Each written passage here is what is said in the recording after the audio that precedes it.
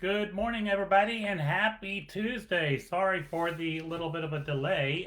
Facebook was not wanting to let me on this morning, so we had to make a last minute adjustment to how I was doing today's webinar. So, welcome, everybody. I'm glad that you are with me today. Today is February 9th, 2021, on this chilly, chilly Tuesday morning. Today we are going to be talking about the top 10 tips for employers as outlined by the Texas Workforce Commission and the Texas Guidebook for Employers. So that is the document that we're going to be using today to go over with you. So hopefully, I know I mentioned this in a lot of my webinars and a lot of my trainings that I always encourage you to have a copy of the Texas Workforce Commission, Texas Guidebook for Employers. So if you don't have that, you can download it off of Texas Workforce Commission's website. You can also request that they mail a copy to you. So that's always available to you right there. All right, so we're going to go ahead and jump in here because we have a lot to discuss in our hour webinar today. Now, those of you that are new to us, the way this works is we're going to participate in today's webinar. You have the opportunity to interact with me in the comment section of Facebook. So you can ask questions, you can make comments, we can have a conversation. That makes it instructor-led with childcare licensing. So if you're looking for that 20% of your instructor-led hours, you can get it right here in today's webinar. If you're watching the recorded video, that will be self-instructional, which is 80% of your training hours. At the end of today's webinar, I will post a link for an online worksheet that you can complete. There is a $5 fee to receive your certificate of completion, and you will complete that worksheet at the end of today's workshop. All right, so most of you, we've been doing this for a year now, so we've got this down, so you kind of know what to do. All right, we're going to go ahead and get started because there's 10 tips for employers that I want to go over with you today, and I want to make sure that I spend an adequate amount of time on each one of them for you. So the first thing that we're going to talk about is making sure that you're hiring the right people to do the job. We talk about this in so many of our leadership workshops that we want to avoid hiring out of desperation. Never hire someone unless they are 100% willing, able, and capable of doing the job that you're hiring for. When you hire someone that is not fit, you are setting yourself up for failure. All right. So make sure that you're being patient. Make sure that you're taking your time, and the people that you are hiring has the same philosophy and vision as you. All right. Hire to fit. Once you hire them, train for skills. So use those job descriptions, use those quality assessments. All of the tools that we've talked about in so many of our different, webinars right here. Make sure that you're using these to train your people and setting them up for success. Your new school family member, new hire training plan that we've talked about in lots of our webinars. You can find that on my website under documents right there. All right. But set them up for success and train them based on skills and abilities. Child care licensing even mentions this in the child care minimum standards, that employees have assignments that match their skills, abilities, and trainings. When you're placing people in classrooms, when you're assigning employees to their duties, do they have the skills, the abilities, and the training to do the job? I know that sometimes we get very desperate and people call in sick and we're short-staffed and we start shuffling staff and moving people here and there.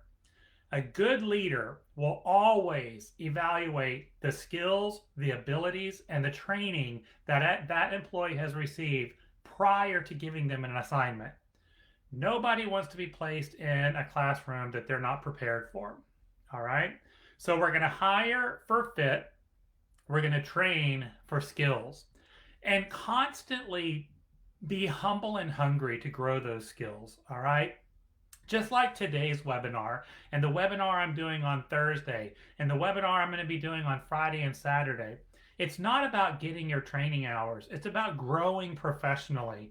It's about being humble and hungry and thirsty to learn more so that we can make our classrooms a better and safer place for our children, so that we can make our jobs more enjoyable, so that we appreciate coming to work every day. That's the goal. It's not about, just training for the skill and getting those hours, but it's about the fulfillment. All right. Now, you being the leader, you get to drive this bus. Okay. So you've got to be an excited participant yourself when it comes to professional development. Now, always the goal when it comes to leading our staff is hire to retire. That's the motto I like to use, hire to retire. When we're hiring someone, we want long-term successful relationships. But unfortunately, things don't work out and employees are no longer meeting your expectations. I have a whole webinar that I've done on performance improvement plans and proper terminations. You can find that on my website, timthetrainer.com, under online trainings, if you want to go back and watch that one. But if you do need to discipline or fire an employee, you're always going to do it for documented reasons. Documented reasons. Y'all know my golden rule on documentation. I say it all the time. If it's not written down, it didn't happen. All right? So document, document, document. And I have shared multiple, resources with you. Most of them you can find on my website, timthetrainer.com, under documents. But staff communication forms. Anytime you have to have a conversation with an employee, document it. Have them sign it. Give them the opportunity to respond. All right? If you need to do a performance improvement plan, create a performance improvement plan that shows that employee that their job is important to you. Create a performance improvement plan that's going to show Texas Workforce Commission that you are making every effort to save their job. All right? That's what you've got to do. And the goal is to help them be successful. The goal is not to fire and terminate. The goal is to be successful. But if you do, document, document, document. And we're not just talking about, discipline and terminations. Even when you are looking to promote, transfer, or, promote or transfer, an employee, promotions and transfers are also based on documented cause. All right. So what type of documentation do you have that shows that this person is the best candidate for the transfer or the promotion? So you kind of see where I'm going here. So much documentation. All right. And remember, I like to always remind, employers that documentation goes both ways. It's not just the employer that's documenting situations. Make sure that your employees have a fair and equal opportunity to also document their concerns, their issues, their successes, all right, their accomplishments. So, when I talked about my staff communication form that you can download off of my website, that goes both ways. It's not just for negative situations, it's for positive situations too. And it can be initiated by either the employer or the employee. I would recommend that you keep a documentation journal on each employee in your business. It can be a 3-ring binder that you use a page puncher and you put these staff communication forms in there, or even a spiral notebook, will work. I like it a little bit more formalized, but create a documentation journal with each employee. In any conversation you have, you're going to write that down. All right. And I'm going to talk about documentation a lot today. All right. I want y'all to really reflect on your current practices. And I really, really want y'all to reflect on what can you do to enhance the documentation of your employees' performance. I mean, I want y'all to get down to the nitty gritty. All right. I'm documenting every time someone asks for a potty break. I'm documenting, anytime an employee comes to me for basically whatever. All right. You would be surprised when you start noticing trends and different, behaviors of different employees right there. So there you go. Now, one of your worksheet questions that you're going to see at the end of today's workshop is to reflect on your current practices and moving forward, what will make you make better hiring decisions. So going back to the beginning of this conversation, hire for fit, train for skills. Do an assessment of your applicant. Okay. What is their past experience? What is the compliance history of the program that they previously worked at? How much time are you going to have to untrain them before you can train them? Do you have the time to do that? All right. What tools are you going to use at your place of business to help set this employee up for success? Your job descriptions, your quality assessment, your orientation guides, all right? Online trainings that we offer, where after the employee completes the training, you don't just file away the certificate. You sit down with them and spend about 5 or 10 minutes talking about each individual topic and what they learned and how they're going to apply it to their new job. These are all ways that you can enhance the hiring decision and set your people up for success. The next tip that I want to go over in the Texas Employer Guidebook, Top 10 Tips for Employers, is do yourself a favor. Avoid shortcuts when it comes to hiring practices, all right? Hire your employees to be hourly, non-exempt employees. Hours worked equals hours paid. Overtime is paid after 40 hours in a work week. And avoid any type of tricks or shortcuts.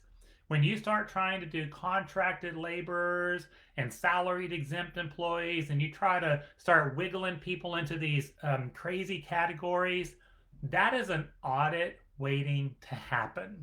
All right. I teach a whole class on wage and hour laws. Many of you have attended it. We do it as part of our director credential course. I do it in my advanced 2.0 class. I actually have one of those next week we're still registering for. And I have a 3-hour workshop on my website, timthetrainer.com, on the Texas payday law. Y'all can go back and watch that. But we spend a lot of time talking about employment laws and payroll practices. It's actually very, very simple. Hours worked equals hours paid. Anything worked over 40 hours in a work week is paid at overtime, time and a half, easy breezy, give it a kiss, keep it simple. All right? Avoid tricks, avoid shortcuts. If you're ever wondering, should I pay this employee for their time? Yes, the answer is yes. Okay? That's going to be my generic answer to everything. Just like when someone calls me, do I have to pay my employees overtime when? Yes.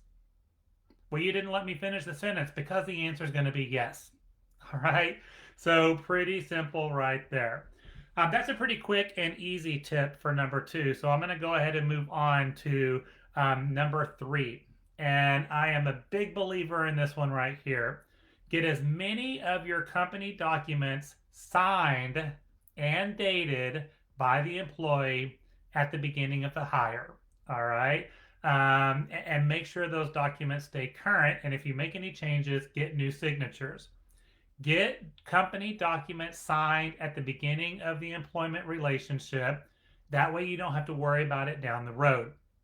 All right. If you don't get documents signed at the beginning, you're going to be chasing documents. And every day that you don't get a document signed, it's harder and harder to get it. All right. Same thing is true with our parents, our customers. This is another big thing for me when it comes to enrollment. All enrollment paperwork is due before the child starts. You do not let a child start in your program until all enrollment paperwork is completed and turned in. Easy breezy. Give it a kiss. Keep it simple. All right? But if you allow incomplete documents or unsigned documents into your business, you're putting yourself at risk. Now, let's talk about some company documents that need to be signed by your employees. Everything. All right. The job application, the job description. All right. An acknowledgement that they have received their job description. They've read it. They've had the opportunity to ask questions. They understand it and they agree to follow it. All 5 of those elements need to be in that acknowledgement. And if they don't, read it, understand it, ask questions, understand it, or agree to follow it, they don't work for you. It's real simple. All right. So those are the 5 things right there. An acknowledgement of their pay. All right. A payroll data sheet or an acknowledgement of their pay. How much are you going to be paying them on an hourly rate? Overtime is due after 40 hours worked in a pay period. Make sure you get a signature that they acknowledge they are aware of their rate of pay. Anytime you do change an employee's rate of pay, of course, you always have a right to do that as long as it's done in advance, as long as they are aware of it in advance, as long as it does not drop them below minimum wage. Okay, so if you send someone to a training or a meeting, you can always lower their rate of pay. It just has to be done in advance. Make sure you have acknowledgments on all of that. All right. I'm going to talk a lot in today's webinar about safety practices and health practices. That's a big topic right now in our world, is that we are making every effort to maintain a safe and healthy working environment for our employees. You need to make sure that you're going over these documents and having them sign off. It is not just your responsibility to maintain a safe and healthy working environment. The employee has to do their part too. All right, so you're going to have them sign off on those company documents that they will follow health and safety protocol as outlined in your business. Employee handbook, parent handbook, indoor outdoor play procedures, transportation procedures, cleaning and disinfecting procedures. The list just goes on and on of all of the different company documents. You're going to have them sign with a complete date. February 9th, 2021. We're not going to put 2/9/21. We're going to have a complete date on there. That's very important. Now, what I really, really, really like to recommend when you're going over these documents with your employees, if possible, if it's not overwhelming, I really recommend that they sign every single page. All right. So if you have a 35-page employee handbook, they're going to sign every single page. Now, for some of you, you might have a 135-page employee handbook.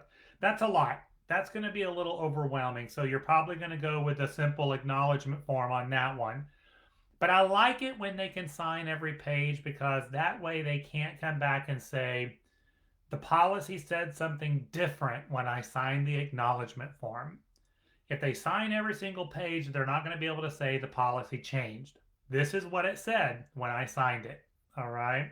So again, a little homework assignment for you after you're done with this webinar. I really want y'all to make a comprehensive list of all of the company documents that you need to have your employees sign. All right. I'm going to kind of skip a little bit ahead for a moment, because one of the most important documents that your employees need to be signing is their time cards. All right. And this is a document we tend to skip and forget about, and they don't do it. All right. So whether you're paying weekly or bi-weekly or bi-monthly, whatever your pay structure is, do not process that payroll until that employee signs their time card. Y'all, that is one of the most critical signatures you can have in your business.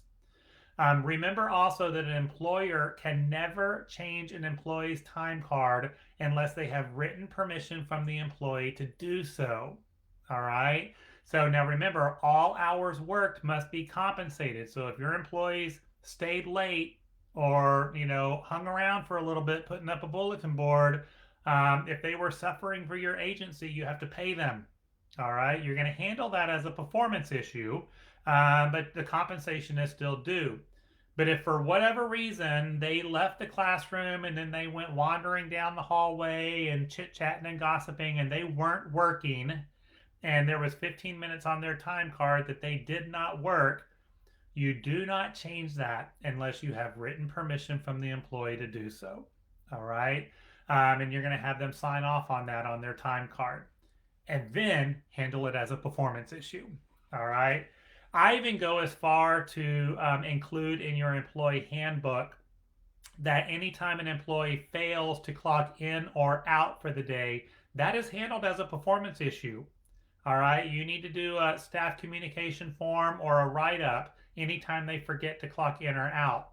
Because when an employee forgets to clock in or out, when they forget to record their time, not only is it placing you at risk of wage and hour issues, it's a minimum standard too.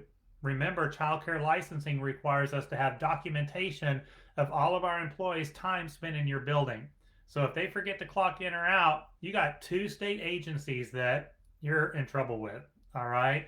So this one needs to be addressed pretty seriously. I also want to talk about provisional employment. All right. In the state of Texas, because we are an employment at will state, we really don't recognize what's called provisional employment. Or sometimes you'll hear people say things like, I'm going to put all of my employees on a 90-day probation. That really doesn't mean anything, folks. All right. When you hear people say 90-day probation, that's typically for benefit purposes, that the employee is not eligible for your company benefits within that first 90 days.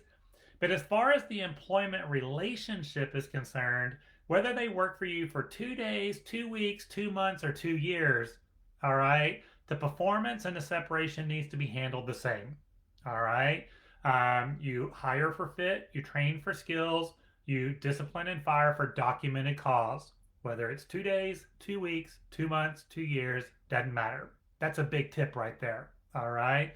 But I hear weekly, I hear people say to me, well, I've got this employee that's still in her 90-day probation.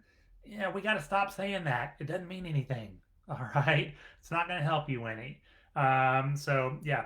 And we actually have on Thursday of this week, catch me on Thursday here on Facebook, we're going to talk about unemployment claims and managing through unemployment claims. And I'll talk a lot more about this on Thursday. So stay tuned for that. All right. Last thing I need to say about employee documentation and getting all of those documents signed and all of that good stuff. Also remember that you are required to report any new employee that you hire to the Texas Attorney General's office within the first 20 days of employment. All right.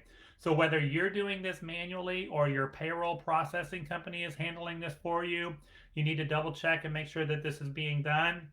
But that's pretty critical that all new employees are being reported to the Texas Attorney General's office within 20 days of hire.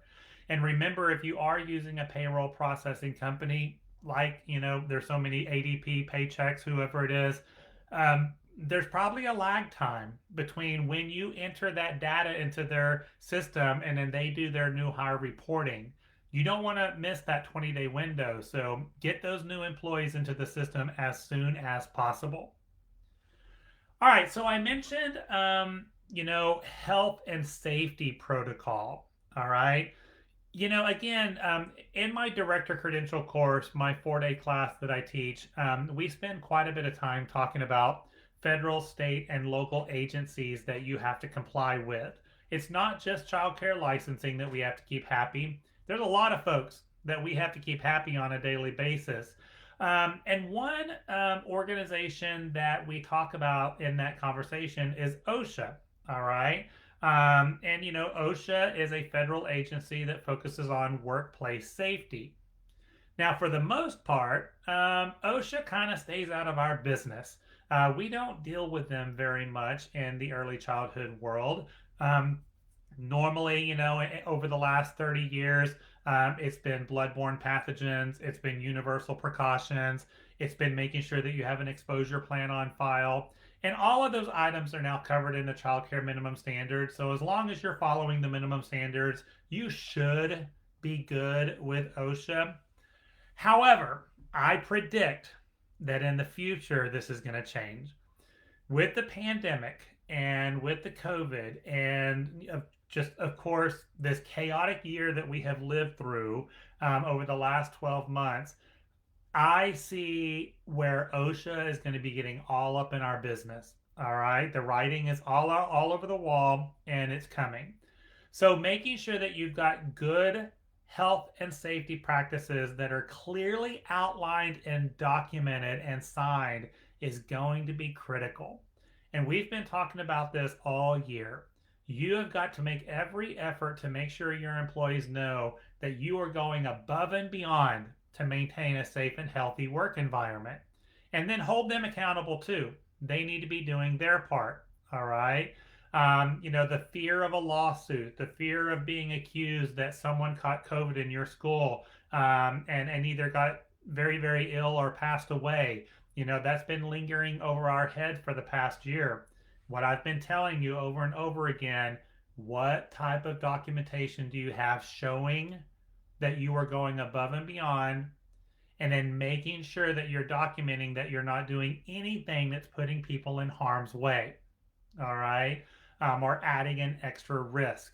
So keep that in mind right there. So part of your worksheet that you're going to complete at the end of today's webinar is I want you to reflect on your current health and safety practices. I really want y'all to evaluate what documentation you have about workplace safety and how you're going to enhance that moving forward. Y'all, this is so critical. So critical. All right. Now, I've shared again a lot of documents with you, our disclosure and agreement statements that people are signing, the weekly agreement statements that parents and employees are signing that they have not come into contact with someone that has signs and symptoms of COVID.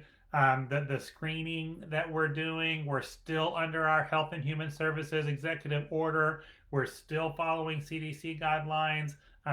This is our world, folks, and it's not going away anytime soon. So we got to get used to it if you're not already. All right, but document it. And our executive order that we're under right now with Health and Human Services is going to be expiring in less than 2 weeks. I can pretty much guarantee you we will get another one. All right, and when we do get those new orders, new signatures that all of your employees receive them, they've read them, they've had the opportunity to ask questions, and they're going to follow them. All right, received them, read them, had the opportunity to ask questions, understand it, and they agree to follow it.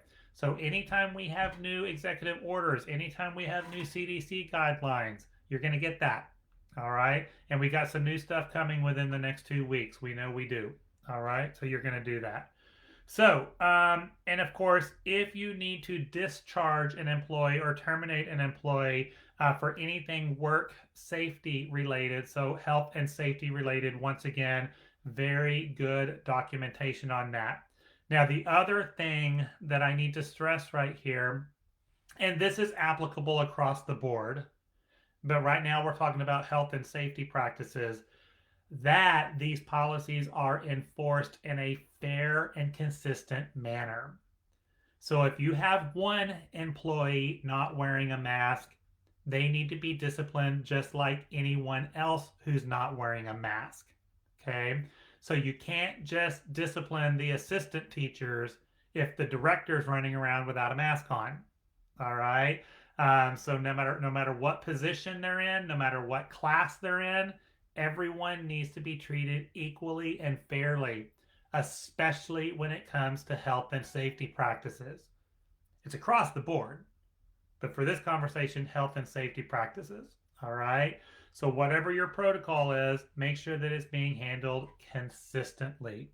If you write one teacher up for not wearing a mask, you need to write all of them up who's not wearing a mask. Or if you have one teacher who's not following your health protocols and your sanitation guidelines, anyone who's not doing it needs to be fairly and equally written up. Oh, I just can't stress that one enough. All right. So there you go. All right. We talked about documentation of employees' compensation. So make sure that you've got good documentation in place of how much you're going to be paying your employees. All right. What I really want to talk about in this conversation is what type of documentation will you have in place for any deductions? Anytime you drop an employee's or you deduct money from an employee's paycheck, you need to make sure that there's proper documentation on file for that. Now, of course, under the Fair Labor Standards Act and the Texas Payday Law, you are allowed to deduct money such as payroll taxes and other federally required deductions, court-ordered garnishments, or Loans or advances. Loans and advances are considered compensation. You're just paying it ahead of time. You can deduct money from an employee's paycheck for those three reasons, and it can drop them below minimum wage. Any other money deducted from an employee's paycheck can never drop them below minimum wage. So if you're deducting money for CPR certification, you're deducting money for FBI fingerprint background checks, you're deducting money for polo shirts, all right? And you may make sure it's in your employee handbook. I would make sure that you have a completely separate wage deduction authorization form. And I have a sample that I can send you, or you can download that off of Texas Workforce Commission's website. They have a really wonderful wage deduction authorization form that you can use. Make sure you have them sign off on the exact dollar amount that you're going to be that you're going to be deducting from their paycheck. But again, it can't drop them below minimum wage. So let's say, for example, I have an employee that makes $10 an hour.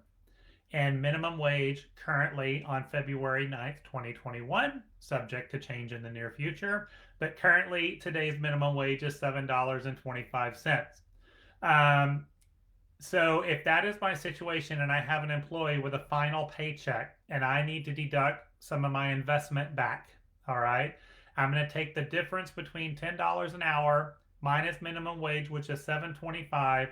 So it's going to give me $2.75 to work with.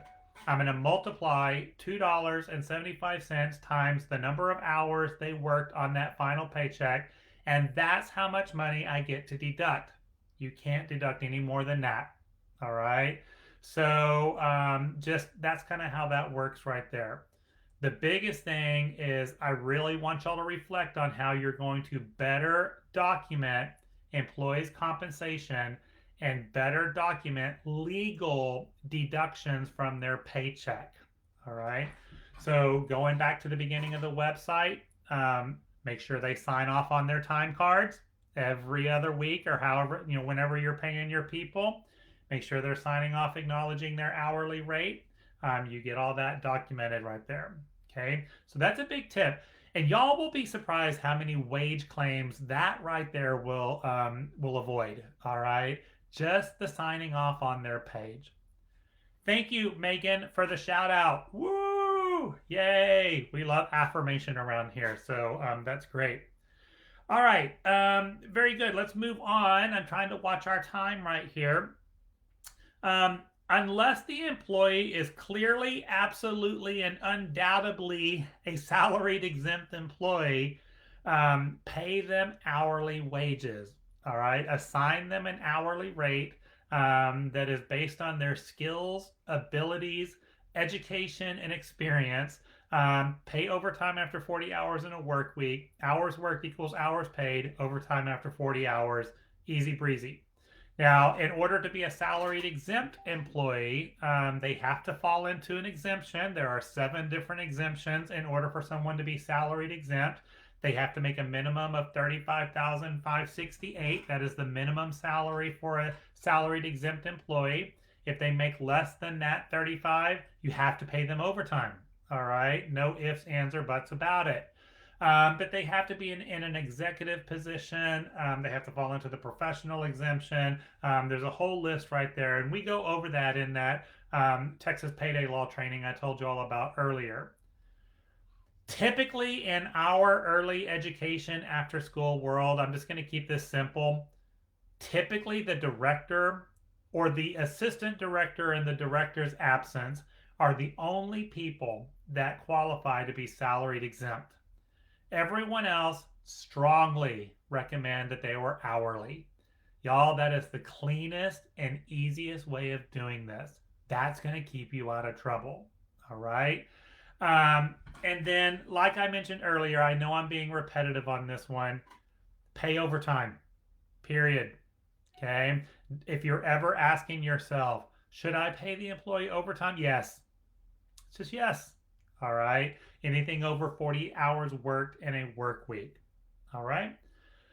I know that we are all very compassionate people and we love our school family. and we appreciate the job that everyone does for us. Um, I would strongly recommend avoiding loaning employees money. Y'all, and it's kind of crazy that this showed up on the top 10 list with Texas Workforce Commission. That's how much drama this creates when you loan employees money or give them advancements. Y'all, it never works out. It always causes drama. And I have found in my experience that when you loan someone money, it's contagious. Even though you tell them, don't tell anyone, keep this confidential, this is between me and you. Oh, they talk. And you loan one person money, and now four people need money. All right. And then you work out a deal where okay, I'm going to loan you $1,000. You're going to pay me back $100 every paycheck for the next 10 paychecks. You have them sign an agreement. Always make sure you sign that agreement. And then next thing you know, they're coming to you crying because their paycheck is not enough money and they can't pay their bills. Well, your paycheck is less money now because we're taking $100 out for that loan. And then they just leave you and you eat the money. All right. It's just drama every single time, folks. I would avoid it if at all possible. Have I done it before? Absolutely, I have. Will I do it again? Probably so. All right. But, definitely you want to avoid it. The biggest thing is, can you afford it? All right. And I know that we've had some very difficult decisions that we've had to make over the last year where I've had some very deserving employees come to me and ask me for a loan or advancement. And I just couldn't. I mean, we just simply did not have the extra money to do it at the time. It's COVID, it's pandemic. We're, hanging on by a string in most cases. So I had to say no because we just couldn't do it. It hurt. I didn't want to, but you're going to have to make those tough business decisions right there. If you do give them a loan or advancement, have them sign off on a receipt, have them agree to an agreement to pay you back, have them sign off on it, and then once the loan is paid off, have them sign again that it is paid off. All right. If you choose to do that. The next tip for employers that we need to discuss right here are your policies. Anytime you make a change to your policies, you need to make sure that you give your employees advance notice. All right. One of the biggest mistakes you can make is to make something effective immediately. Anytime you make a policy effective immediately, your employees can come back and say they were not given enough time to become familiar with the new rule. All right. And Texas Workforce Commission is going to uphold that. All right. That you didn't give them an adequate amount of time to become familiar with the new rule. Your attorney is going to recommend that you always give your employees at least 30 days notice of any policy change. And that's a worksheet question, by the way. So you might want to write that down. 30-day notice that you're going to make a change to your policies. And I always like to make policy changes on the first of the month. All right. So for example, today is February 9th. If I were to adopt a new policy today, I would go ahead and communicate it with my employees. And I would say something like, effective April 1st, this is going to be our new policy. Because again, we need to give 30 days notice, and I like to round it up to the first of the month. All right. What I really, really like, if possible, is that you only make policy changes once a year. And that is established and written in your employee handbook, that we will only make policy changes on September 1st or January 1st, whatever your fiscal year is. That's best case scenario. So they just know that any policy change is going to happen on January 1st. Now, this past year has been a big example of how this goes in the toilet, because y'all know as well as I do that we've had to make a lot of policy enhancements over the last year that we couldn't wait till the beginning of the year. And some of them we couldn't even wait till the first of the month. When it came to health and safety policies, we all adopted policies effective immediately. All right. Over the past year. We just took that into consideration when we were enforcing it. All right. So if I had to do, sanitizing and disinfecting buckets in all classrooms, that's an example of a policy that we adopted effective immediately this past year. We did make it effective immediately, but when it came to enforcing that policy, we gave some grace period. All right, so that the employee had an adequate amount of time to become familiar with the new rule. So sometimes you get into those type of situations, all right? And make sure that whatever policy change that you make, you've got documentation to support it.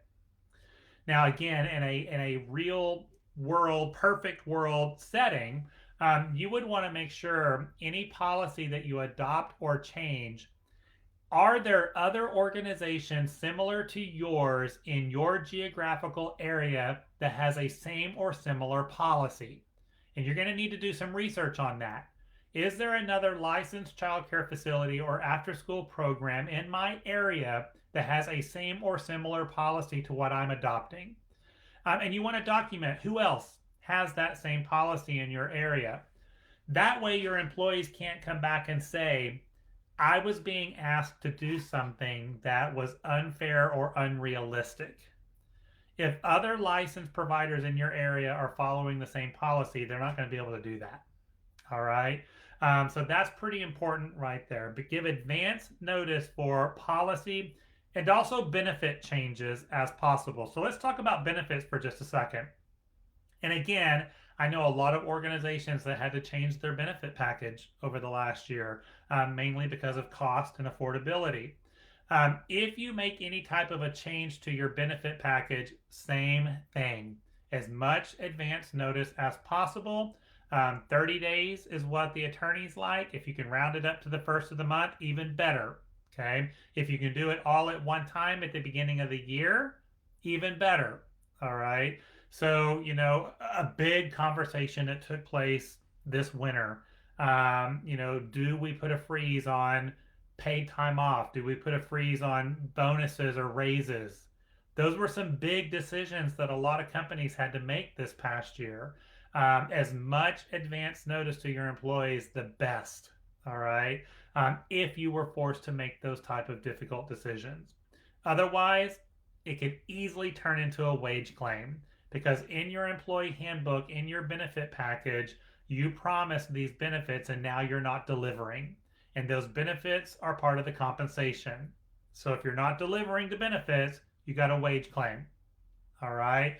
So, hopefully y'all were able to recover and you're doing well now and you did not have to make those difficult decisions. But unfortunately, like I said, I know a lot of people that did have to do that. All right.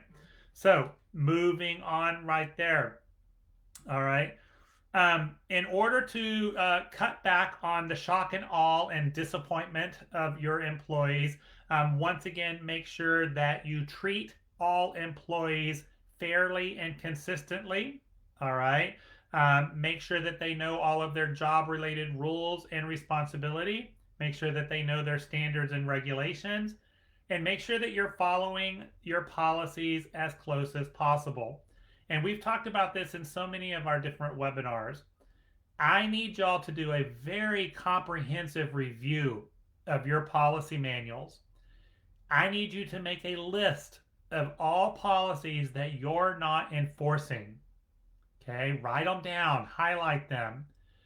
After you make that list of policies that you're not enforcing, you need to do one of two things. You need to either start enforcing them or you need to take them out. All right? Every policy that you're not enforcing is discrediting your entire organization, and your employees can use it against you. Your customers can use it against you in a court of law. All right? I've seen it. So do that comprehensive review of your policy manual. Make that list. Either start enforcing them or take them out. And then, like I said at the beginning, make sure that all of your practices are implemented in a fair and consistent manner. Y'all, this is one of the most important tips for leaders and employers, is that all of your employees are treated fairly and equally. All right? Nothing will get you in trouble faster than treating someone different. All right. Now, here's what I've learned in my experience. When you run into a situation where someone is treated unfairly or indifferent, 9 times out of 10, it wasn't intentional. Okay. I've seen it so many times where the leader or the manager did not intend on treating that person different or unfairly. It just happened. It was circumstantial. It was what was going on that day, you know? But you got to be very conscious of this and you need to be very aware of it. And before you discipline or counsel an employee, I always want you to reflect on previous conversations or actions that you've had with other employees with similar situations and how did you handle that? And whatever you're about to do to this situation needs to be fair and consistent. All right. But this right here again is a big issue with Texas Workforce Commission and could create a wage claim. Okay. It could also create an EEOC claim, an equal opportunity employer situation. You definitely want to avoid those. All right. Um, and then the last thing, I wanted to make sure that I talked about right here is unemployment claims. Now, again, we have a webinar on Thursday. The entire hour on Thursday is going to be on unemployment claims, so stay tuned for that. But this is, I went ahead and kept it into the top 10 list today because it is on Texas Workforce Commission's top 10 tip for employers, so we need to go ahead and talk about it. But over the last year, we've dealt with a lot of unemployment claims. Of course, we had a lot of employees that were furloughed, employees that were reduced hours, employees that got the stimulus benefits, from their unemployment. So it's been a record-breaking year for responding to unemployment claims and chargeback notices. Probably getting something in the mail on a weekly basis right now. I understand that it's been very frustrating because it's hard to get online to respond to those notices. I have found that faxing is better because I can attach all of my supporting documentation in my initial response. And then, I don't have to worry about sending it in later on. So, and then of course, make sure you have your confirmation page that fax went through. That seems to work the best for me. The point I want to get across here, when you get an unemployment notice or a chargeback notice that requires your feedback or your response, do it immediately.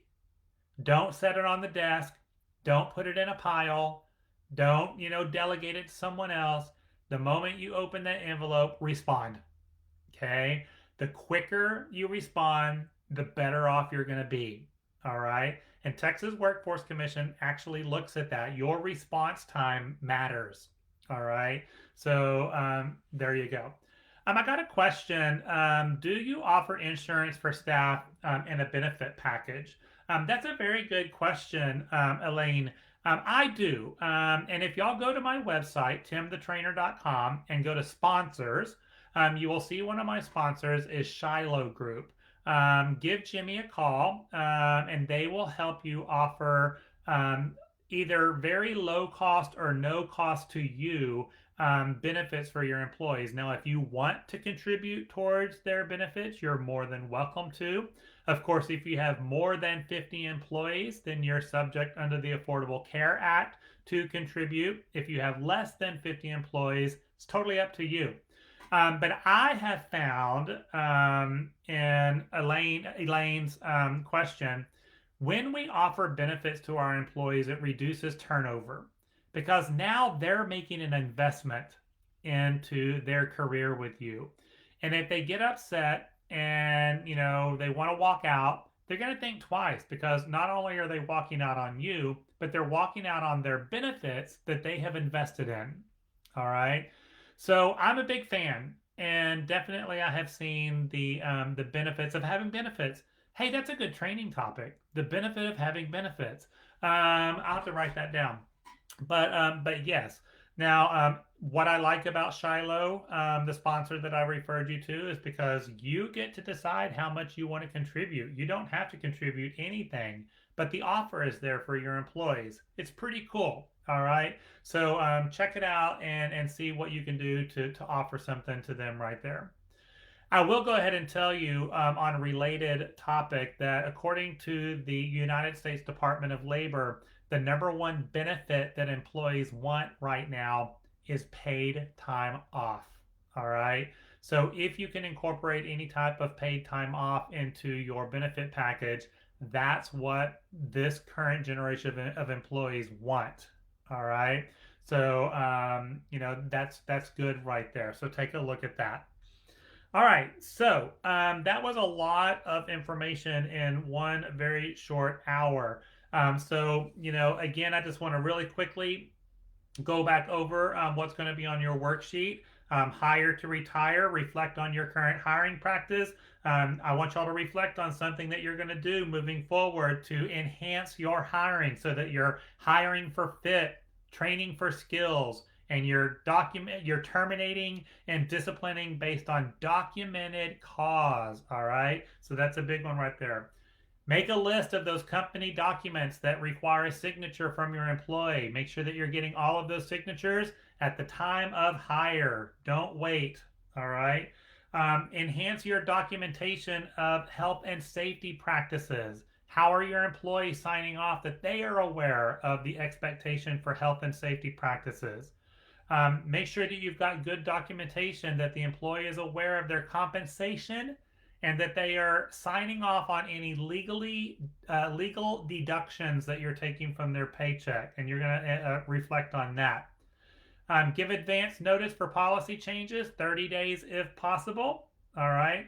And I really want y'all to reflect on your current leadership style. And based on the information we've talked about in today's webinar, how are you going to treat all of your employees fairly and consistently? And again, anytime you have a situation come up with an employee, I want you to think about past experiences and how you handled past situations. And you've got to make sure it's being done fair and consistently. All right. And then with unemployment claims, as soon as you get an unemployment claim in the mail, respond. All right. Don't set it aside. Don't delegate it. Don't put it in a stack. Get it done. All right. Your response is critical right there. All right. Great, everybody. Your online worksheet link is on Facebook now. So you can just refresh your browser. It should be the first thing that pops up. I will also add it to this chat stream here as soon as we are done in a couple of minutes. And then you can complete your online worksheet to receive your certificate of completion for today's webinar. Again, if you participated live today, it is an instructor-led course with childcare licensing. If you're watching the recorded video, it's going to be counted as self-instructional, which is still 80% of your training hours. That is helpful as well.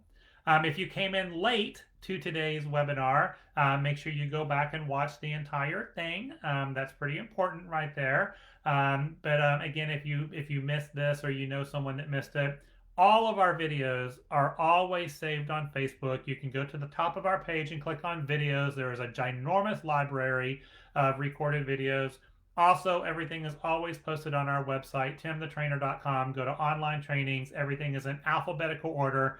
All of our pre-recorded videos are located there as well.